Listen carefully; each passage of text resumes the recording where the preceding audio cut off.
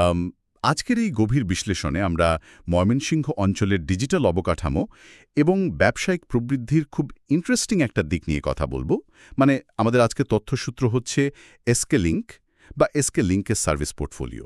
হ্যাঁ, আর আমাদের মূল লক্ষ্যটা হচ্ছে একটা স্থানীয় ইন্টারনেট সার্ভিস প্রোভাইডার কিভাবে একটা পুরো অঞ্চলের আইটি ইকোসিস্টেমকে একেবারে বদলে দিতে পারে সেটা বিশ্লেষণ করা।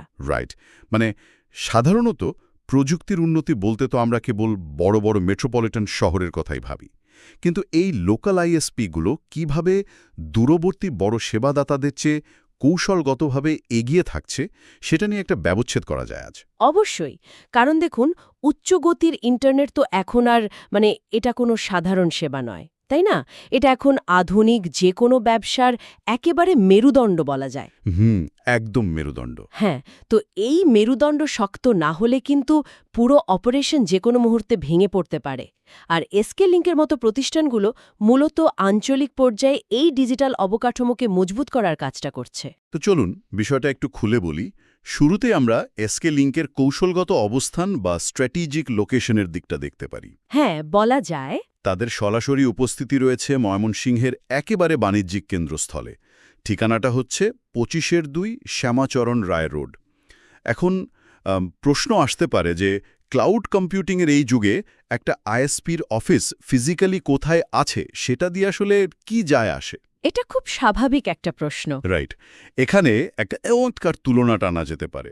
ধরুন আপনার অফিসে হঠাৎ আগুন লেগেছে, তো সেই মুহূর্তে ওই শহরের লোকাল ফায়ার স্টেশনে ফোন করাটা কি বেশি যৌক্তিক হবে, নাকি অন্য কোনো দূরের শহরের ফায়ার সার্ভিস হেডকোয়ার্টারে ফোন দেওয়াটা বুদ্ধিমানের কাজ হবে? নিঃসন্দেহে লোকাল ফায়ার স্টেশনে যোগাযোগ করতে হবে, কারণ যে কোনো জরুরি পরিস্থিতিতে রেসপন্স টাইমের ওপর তো সবকিছু নির্ভর করে, তাই না? আইটি অবকাঠামোর ক্ষেত্রেও কিন্তু বিষয়টা একদম একই রকম। বুঝতে পারছি। একটা ব্যবসার মাঝপথে যদি নেটওয়ার্ক ডাউন হয়ে যায়, সেটা ওই ব্যবসার জন্য একটা অগ্নিকাণ্ডের মতোই ক্ষতিকর। বিষয়টা যৌক্তিক, কিন্তু এখানে আমার একটা ছোট্ট খটকা আছে। আধুনিক যুগে তো সার্ভার কনফিগারেশন থেকে শুরু করে ট্রাবল শুটিং, অনেক সাপোর্টই তো রিমোটলি বা দূর থেকে দেওয়া যায়। হ্যাঁ, তা যায়। তাহলে একজন লোকাল প্রোভাইডারের এই যে ফিজিক্যাল অ্যাকাউন্টেবিলিটি বা সরাসরি দায়বদ্ধতা থাকা, এটা ভেন্ডার রিস্ক ম্যানেজমেন্টের ক্ষেত্রে আসলেই কতটা জরুরি? আসলে ফিজিক্যাল অ্যাকাউন্টেবিলিটি আধুনিক ব্যবসায়িক মডেলে অত্যন্ত গুরুত্বপূর্ণ, বিশেষ করে আমাদের দেশের প্রেক্ষাপটে। যখন এমন কোনো ভেন্ডারের সাথে আপনি কাজ করছেন যার অফিস শহরের কেন্দ্রস্থলে, তখন যে কোনো কারিগরি বিপর্যয়ে তারা কিন্তু দ্রুততম সময়ে ক্লায়েন্টের কাছে পৌঁছাতে পারে। রাইট? ঢাকা বা অন্য কোনো দূরবর্তী শহরের নেটওয়ার্ক অপারেশন সেন্টার থেকে রিমোটলি সফটওয়্যার ঠিক করা যায় ঠিকই, কিন্তু যখন রাস্তায় ফিজিক্যাল ক্যাবেল কাটা যায় বা হার্ডওয়্যার ফেলিয়ার হয়, তখন তো আর রিমোটলি কিছু করার থাকে না। একদমই তাই। তখন ওই দূরবর্তী সাপোর্ট সেন্টার থেকে দ্রুত টেকনিশিয়ান পাঠানো অনেক কঠিন। কিন্তু স্থানীয় প্রোভাইডারের ক্ষেত্রে তাদের লোকাল রেসপন্স টিম থাকে, যারা মিনিটের মধ্যে ফিল্ডে নেমে যেতে পারে। ও আচ্ছা। তবে এর পেছনে আর একটা বিশাল কারিগরি সুবিধাও আছে, যাকে নেটওয়ার্কিংয়ের ভাষায় বলা হয় লেটেন্সি। এই ল্যাটেন্সির বিষয়টা একটু সহজভাবে বোঝা দরকার আমাদের। এটা আসলে ফিজিক্যাল লেভেলে কিভাবে কাজ করে? লেটেন্সি হল ডেটা এক জায়গা থেকে অন্য জায়গায় পৌঁছাতে যে সময় নেয়। ফাইবার অপটিক ক্যাবেলের ভেতর দিয়ে ডেটা মূলত আলোর গতিতে যায়, কিন্তু এই ভ্রমণটা তো আর সরলরেখায় বা বাধাহীনভাবে হয় না। যখন ডেটা পাঠানো হয়, তখন তাকে অনেকগুলো ইন্টারসেকশন পার হতে হয়। প্রযুক্তিগত ভাষায় এগুলোকে বলা হয় হপ। প্রতিটি হপ হল একটা রাউটার বা গেটওয়ে, যা ডেটাকে পরবর্তী গন্তব্যে পাঠায়। তার ঢাকা থেকে ময়মনসিংহ পর্যন্ত ডেটা আসতে অনেকগুলো রাউটার বা হপ পার হতে হয়? ঠিক ধরেছেন। ডেটা যত বেশি হপ পার হবে, ল্যাটেন্সি তত বাড়বে। প্রতিটি হপ ডেটা প্রসেস করতে কয়েক মিলিসেকেন্ড সময় নেয়। এই মিলিসেকেন্ডগুলো যুক্ত হয়ে কিন্তু বড় ডিলে তৈরি করে। রাইট। শুধু তাই নয়, হপ যত বাড়ে, ডেটা প্যাকেট লস বা কানেক্টিভিটি ড্রপ করার ঝুঁকি তত বেড়ে যায়। যেহেতু এসকে লিঙ্কের স্থানীয় সার্ভার ময়মনসিংহের আশেপাশেই অবস্থিত, তাই ডেটা যখন আদান প্রদান হয়, তখন তাকে দীর্ঘ পথ পাড়ি দিতে হয় না। ও, বুঝতে পেরেছি। এসকে লিঙ্কের মতো স্থানীয় প্রোভাইডাররা ডেটার এই রাউটিং পাথটাকে অনেক ছোট করে ফেলে। ফলে ল্যাটেন্সি একদম কমে যায় আর ডেটা ট্রান্সফার হয় একেবারে নিরবচ্ছিন্ন। দারুণ তো। তার ফিজিক্যাল উপস্থিতির কারণে যেমন দ্রুত ট্রাবল শুটিং পাওয়া যাচ্ছে, তেমনি নেটওয়ার্ক আর্কিটেকচারের দিক থেকেও লেটেন্সি কমছে। এই জায়গাটা পরিষ্কার হলো। হ্যাঁ, কিন্তু ডেডিকেটেড সাপোর্ট আর লো লেটেন্সি থাকার সত্ত্বেও কোনো ছোট স্টার্টআপ কি এই ধরনের এন্টারপ্রাইজ গ্রেড অবকাঠামোর সুবিধা নিতে পারবে? কেন পারবে না? কারণ এসকে লিঙ্কের সার্ভিস পোর্টফোলিও ঘাটলে দেখা যায় তারা unlimited data, YouTube bufferless streaming, dedicated FTP server এবং জিরো ডাউনটাইম অবজেক্টিভ নিয়ে কথা বলছে।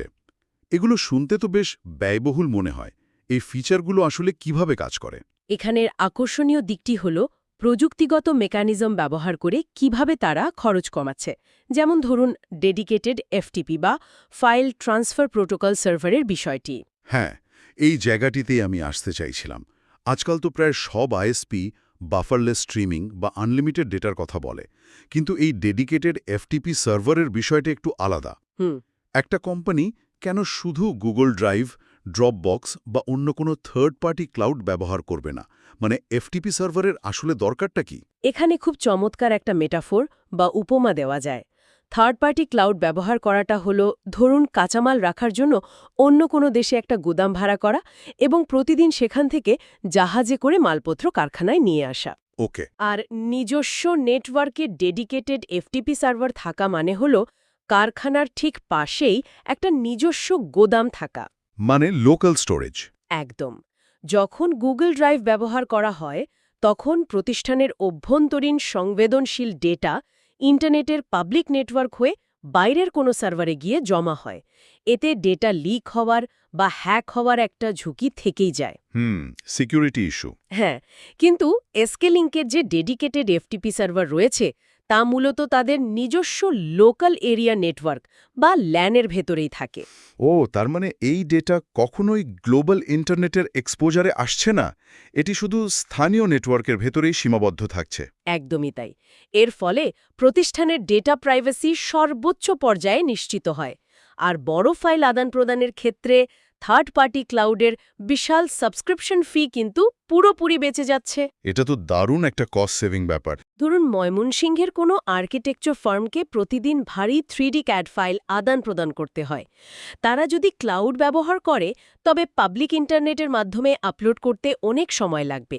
কিন্তু এসকে লিঙ্কের এফটিপি সার্ভার ব্যবহার করলে ফাইলগুলো লোকাল নেটওয়ার্কেই থাকে, তাই আপলোডিং গতি হয় কল্পনাতীত দ্রুত।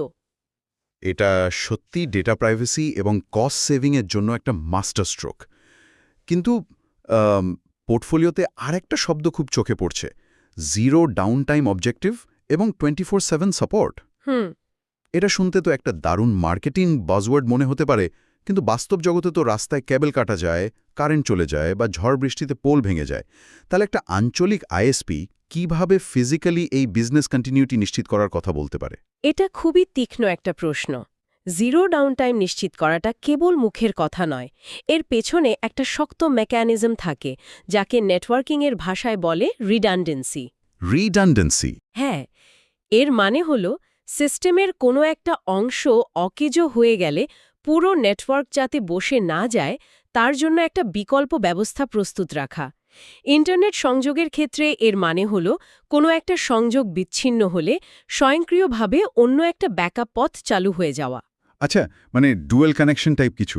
এসকে লিঙ্ক তাদের নেটওয়ার্ক ডিজাইনে ডুয়েল পাথ ফাইবার রাউটিং ব্যবহার করতে পারে। অর্থাৎ ক্লায়েন্টের অফিসের ডেটা যাওয়ার জন্য দুটো ভিন্ন দিক থেকে ক্যাবেল আসতে পারে। রাইট, যার ফলে একটা লাইন কোনো কারণে কাটা পড়লেও সেকেন্ডারি লাইন দিয়ে ডেটা প্রবাহ সচল থাকে। ঠিক। পাশাপাশি তাদের 24/7 সাপোর্ট টিম সবসময় নেটওয়ার্ক মনিটর করে যেন কোনো পয়েন্ট অফ প্রেজেন্সে বিদ্যুৎ বিভ্রাট হওয়ার আগেই ব্যাকআপ পাওয়ারের ব্যবস্থা নেওয়া যায়। রিডান্ডেন্সি এবং লোকাল নেটওয়ার্কিংয়ের এই বিষয়টা সত্যিই চমকপ্রদ। কিন্তু দিন শেষে তো সব ব্যবসার বাজেট সমান হয় না, তাই না? না, তা তো বটেই। একটা নতুন স্টার্টআপের যা বাজেট, একটা বড় গার্মেন্ট বাইং হাউস বা আইটি ফার্মের বাজেট নিশ্চয়ই তা হবে না। এই এন্টারপ্রাইজ লেভেলের ফিচারগুলো কি সাধারণ উদ্যোক্তাদের নাগালে থাকছে? এখানেই এসকে লিঙ্কের বিজনেস মডেলটা খুব আকর্ষণীয়। তাদের সার্ভিস টিয়ারগুলোকে খুব সুনির্দিষ্টভাবে 3টে মূল ভাগে ভাগ করা হয়েছে: এন্ট্রি লেভেল, মিড লেভেল এবং এন্টারপ্রাইজ। আমি দেখেছি। এই বিভাজনটার মূল কারণই হল স্কেলেবিলিটি বা ব্যবসার প্রসারের সাথে সাথে নেটওয়ার্কের পরিধি বাড়ানোর সুযোগ তৈরি করা, যাতে কাউকে শুরুতেই বিশাল অঙ্কের খরচ করতে না হয়। আমি তাদের ওই এন্ট্রি ও স্টার্টআপ টিয়ার নিয়ে একটু কথা বলতে চাই, কারণ এখানে একটা দারুণ বিষয় চোখে পড়ার মতো। কোনটা বলুন তো? যারা নতুন উদ্যোক্তা বা যাদের অফিস খুব ছোট, তাদের জন্য এই টিয়ারে লিঙ্কো নামের একটা প্ল্যান আছে। এই প্যাকেজে 20 Mbps গতি পাওয়া যাচ্ছে 500 টাকায়। হ্যাঁ। কিন্তু একটু খেয়াল করলে দেখা যায় নেটজেন নামের আরেকটা প্ল্যান আছে। এই প্ল্যানের স্পিড হচ্ছে 40 Mbps, অথচ দাম 650 টাকা। রাইট। আমি অবাক হয়ে দেখলাম যে মাত্র 150 টাকা বেশি খরচ করে একজন গ্রাহক একেবারে দ্বিগুণ গতি পাচ্ছে। এটা কিভাবে সম্ভব? মানে আইএসপিগুলোর ইকোনমিক্স আসলে কিভাবে কাজ করে যে তারা মাত্র 150 টাকায় এত বড় একটা জাম্প দিতে পারছে? এটা তো একটা সুইট স্পট। যদি আমরা আইএসপি ইকোনমিক্স বা ব্যান্ডউইথ অ্যালোকেশনের মেকানিজমের দিকে তাকাই, তবে বিষয়টা পরিষ্কার হবে। এখানে দুটো ধরনের কাজ করে: কন্টেনশন রেশিও এবং লোকাল ক্যাশিং। আচ্ছা। আইএসপিরা মূলত লোকাল বিডিআইএক্স বা ক্যাশ সার্ভারের মাধ্যমে ইউটিউব, ফেসবুক বা এফটিপি কন্টেন্টগুলো গ্রাহকের খুব কাছাকাছি নিয়ে আসে। এই লোকাল ব্যান্ডউইথ দেওয়াটা আইএসপির জন্য খুব একটা ব্যয়বহুল নয়। কারণ তাদের তো ইন্টারন্যাশনাল সাবমারিন কেবলের ভাড়া দিতে হচ্ছে না, তাই তো? একদম ঠিক। গ্লোবাল ইন্টারনেটের ব্যান্ডউইথ বেশ দামি, কিন্তু লোকাল ট্রাফিকের খরচ প্রায় শূন্যের কাছাকাছি। তার মানে ওই অতিরিক্ত 20 Mbps স্পিড মূলত তাদের লোকাল হাব বা ক্যাশ সার্ভার থেকেই প্রসেস হচ্ছে। ঠিক তাই। এই কারণেই মাত্র 150 টাকার বিনিময়ে তারা স্পিড দ্বিগুণ করে দিতে পারছে। একটা আইএসপির জন্য তাদের লোকাল নোডে থাকা অব্যবহৃত স্পিড গ্রাহককে দেওয়াটা তো লস প্রজেক্ট নয়, বরং এটা গ্রাহকের বিশ্বস্ততা অর্জন করার একটা কৌশল। দারুণ একটা ব্যাপার। একটা ছোট স্টার্টআপের জন্য 650 টাকায় 40 Mbps পাওয়া মানে তো অপারেশনাল স্পিড জ্যামিতিক হারে বেড়ে যাওয়া। হ্যাঁ, একসাথে অনেকগুলো জুম কল করা বা ভারী ডেটা ট্রান্সফার করা খুব মসৃণ হয়ে যায়। এটাই হলো এসকে লিঙ্কের কস্ট অপটিমাইজেশন স্ট্র্যাটেজি। তাহলে মাঝারি বা বড় আকারের কর্পোরেট অফিসগুলোর জন্য এই ইকোনমিক্স কিভাবে কাজ করছে? মাঝারি আকৃতির ব্যবসা, যেমন আইটি নির্ভর প্রফেশনাল, মাঝারি সাইজের এজেন্সিগুলোর জন্য তাদের মিড লেভেল বিজনেস টিয়ার রয়েছে। যেমন জুমরা প্ল্যানটিতে 50 Mbps গতি পাওয়া যাচ্ছে 800 টাকায়। আর এয়ার ভাইব? এয়ারভাইব প্ল্যানে 80 Mbps পাওয়া যাচ্ছে 150 টাকায়। এই প্যাকেজগুলো সেই সব অফিসের জন্য উপযুক্ত যেখানে হয়তো 10 থেকে 15 জন কর্মী নিয়মিত ভারী ইন্টারনেট ব্যবহার করছেন। এখানে শেয়ার্ড ব্রডব্যান্ড এবং ডেডিকেটেড ব্যান্ডের একটা শূন্যর ব্যালেন্স থাকে। আর যাদের উচ্চ ঘনত্বের মাল্টি ইউজার পরিবেশ রয়েছে, মানে অনেক বড় অফিস। হ্যাঁ, বৃহৎ কর্পোরেট প্রতিষ্ঠান যেখানে একই সাথে হয়তো 50 জন কর্মী সার্ভারে কাজ করছে, তাদের জন্য SK link optimised premium solution দিচ্ছে। তাদের এন্টারপ্রাইজ লেভেলের ফ্ল্যাগশিপ প্যাকেজটির নাম হল নেটিফাই। এটার স্পিড কেমন? এই প্যাকেজে 160 Mbps গতি দেওয়া হচ্ছে মাত্র 2100 টাকায়। যদি প্রতি Mbps গতির আনুপাতিক খরচ হিসাব করা হয়, তবে দেখা যাবে এই প্যাকেজটি যে কোনো বৃহৎ প্রতিষ্ঠানের জন্য সর্বোচ্চ ROI বা রিটার্ন অন ইনভেস্টমেন্ট নিশ্চিত করে। তাহলে এর মানে কি দাঁড়াচ্ছে? এর মানে হলো বাজেট যেমনই হোক না কেন, ব্যবসার আকার অনুযায়ী স্কেল করার বা বড় হওয়ার পুরো সুযোগ এই কাঠামোতে রয়েছে। একদম। কেউ চাইলে 500 টাকার 20 Mbps দিয়ে যাত্রা শুরু করতে পারে এবং কোম্পানি বড় হওয়ার সাথে সাথে কোনো বাধা ছাড়াই 2100 টাকার 160 Mbps হাই পারফরম্যান্স টিয়ারে আপগ্রেড করতে পারে। আর সবচেয়ে বড় কথা হলো ওই 5 জনের ছোট স্টার্টআপটাও কিন্তু ডেডিকেটেড সার্ভারের সুবিধা পাচ্ছে। ঠিক তাই। এসকে লিঙ্ক মূলত একটা ডিসেন্ট্রালাইজড ডিজিটাল ইকোসিস্টেম তৈরি করছে। তারা শুধু স্পিড বিক্রি করছে না, বরং একটা নিরবচ্ছিন্ন কাজের পরিবেশ তৈরি করে দিচ্ছে। আজকের এই পুরো আলোচনার সারমর্ম টানতে গেলে একটা বিষয় খুব পরিষ্কার হয়ে ওঠে। এসকে লিঙ্ক কেবল একটা গতানুগতিক ইন্টারনেট সার্ভিস প্রোভাইডার নয়, বরং তারা যে কোনো স্থানীয় ব্যবসার ডিজিটাল অগ্রযাত্রার এক কৌশলগত অংশীদার। হ্যাঁ, অবশ্যই। ময়মনসিংহ অঞ্চলের মতো জায়গায় বসে যারা নিজেদের ব্যবসাকে দেশীয় বা বৈশ্বিক পর্যায়ে নিয়ে যেতে চাইছেন, তাদের জন্য এমন একটা শক্তিশালী ডিজিটাল অবকাঠামো থাকাটা সত্যি অত্যন্ত উৎসাহব্যঞ্জক। করতে পারেন। ওয়েবসাইটটি হল www.sklinkbd.net। তাদের ইমেল বা ফোন নাম্বারও তো আছে, রাইট? হ্যাঁ, ইমেল করতে পারেন info@sklinkbd.net এই ঠিকানায়। আর সরাসরি কথা বলার জন্য তাদের হটলাইন নাম্বার হল 01883009392। কেউ চাইলে সরাসরি তাদের ফিজিক্যাল অফিসেও যেতে পারেন, 252 শ্যামাচরণ রায় রোড, ময়মনসিংহ। চমৎকার। একটা লোকাল ব্যবসা কিভাবে গ্লোবাল স্ট্যান্ডার্ডের অবকাঠামো তৈরি করতে পারে এবং লোকাল উদ্যোক্তাদের ক্ষমতায়ন করতে পারে, তার একটা দারুণ বিশ্লেষণ আজকে আমরা দেখলাম। সত্যি বলতে এই পুরো বিশ্লেষণটি আসলে একটা অত্যন্ত গভীর প্রশ্নের জন্ম দেয়। কি রকম? যদি আঞ্চলিক পর্যায়ের একটা আইএসপি এন্টারপ্রাইজ লেভেলের data privacy, zero downtime support এবং এত চমৎকার লো লেটেন্সি আর্কিটেকচার দিয়ে স্থানীয় ব্যবসায়িক প্রতিষ্ঠানগুলোকে এই মাত্রায় ক্ষমতায়ন করতে পারে, তবে আগামী এক দশকে আমাদের জাতীয় অর্থনীতির সামগ্রিক চিত্রটি কেমন হবে? রাইট। প্রযুক্তি আর কানেক্টিভিটির জন্য সব ব্যবসাকেই কি আর রাজধানীমুখী হতে হবে, নাকি ময়মনসিংহের মতো এই ধরনের স্থানীয় ডিজিটাল হাবগুলোই ধীরে ধীরে আমাদের নতুন অর্থনীতির মূল কেন্দ্রবিন্দু হয়ে উঠবে? এটা সত্যিই আমাদের সবার ভাবার মতো একটা বিষয়।